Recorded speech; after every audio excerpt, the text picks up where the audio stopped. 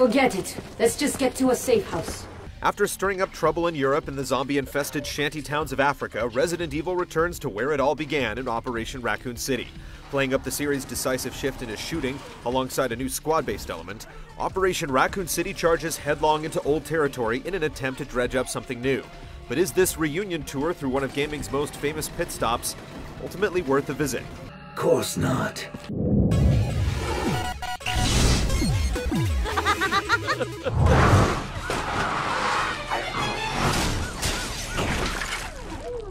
Flipping the script on one of the series' most notable events, namely the events of Resident Evil 2, Operation Racoon City puts players among the ranks of the Umbrella Security Services, an elite strike team tasked with cleaning up company secrets.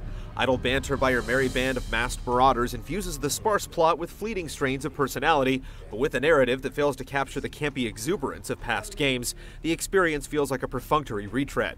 It bears mention that one particular bump in the road engages in a playful game of what if that allows you to retcon the Resident Evil canon, but even altering the events of the past doesn't provide much of a payoff by the time the credits roll.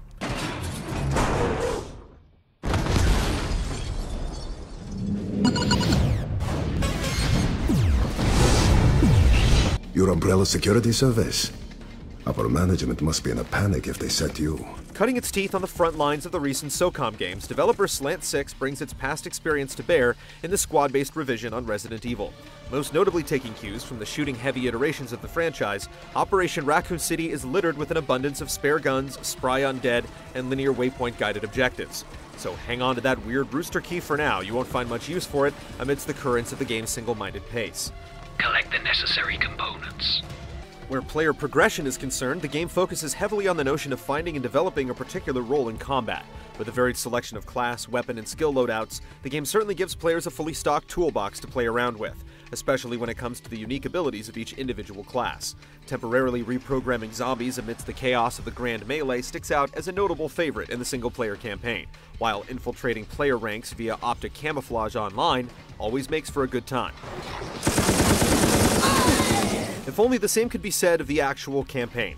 Composed almost entirely of a relentless slog through gauntlets of spongy enemies, it simultaneously lacks the thoughtfulness of the older, more deliberate games, as well as the more imaginative, action-driven set pieces of recent installments. The game hardly takes any opportunities to surprise you amid its sterile slate of scenarios, and the road process of chasing down waypoints doesn't do the campaign any favors in taking the edge off the tedium. So what's the objective? Multiplayer offers a brief recourse from the madness with a set of solid match types riffing off classic competitive tropes like Capture the Flag, as well as relatively original ones with a getaway-themed survivor mode. Unfortunately, not even a few frags in Biohazard mode ultimately do much to ameliorate the overarching issues of the game, hampering Operation Racoon City's footing for an enduring experience past the drudgery of the single-player campaign. For better or worse, at least, the climactic resolution does come a mere 5 hours after deployment, ensuring that this dead horse isn't beaten for long.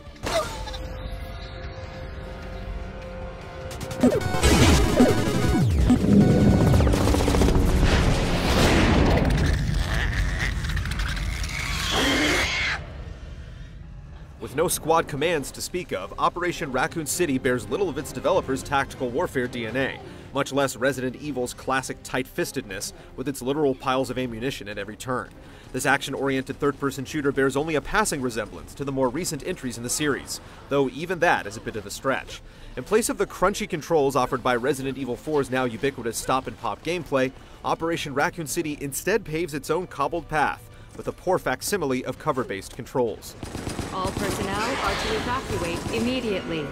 Positioning your character behind cover simply comes down to walking toward an obstacle, a clumsy and inaccurate process that more often leads to bumbling bouts of exposure instead.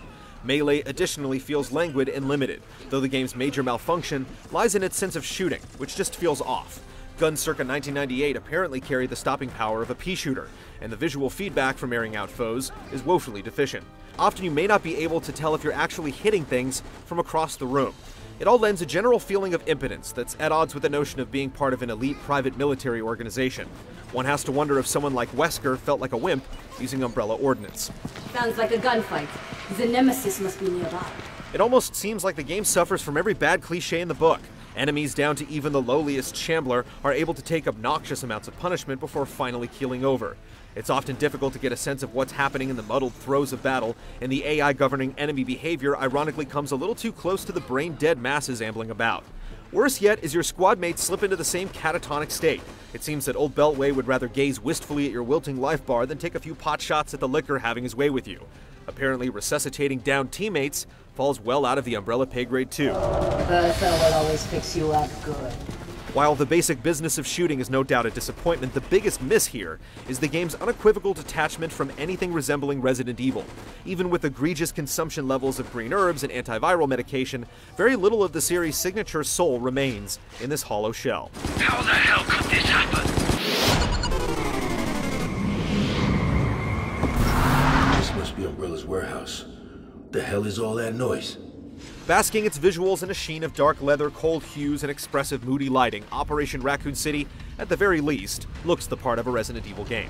Trademark creepy crawlies like the Hunter leap and skulk through the streets with ambitious flair, while the environments make appropriate shoutouts to iconic locales such as Raccoon City PD.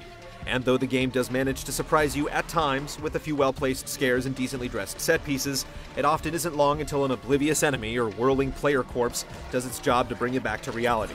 The occasional sound effect blowout isn't so easy on the ears either.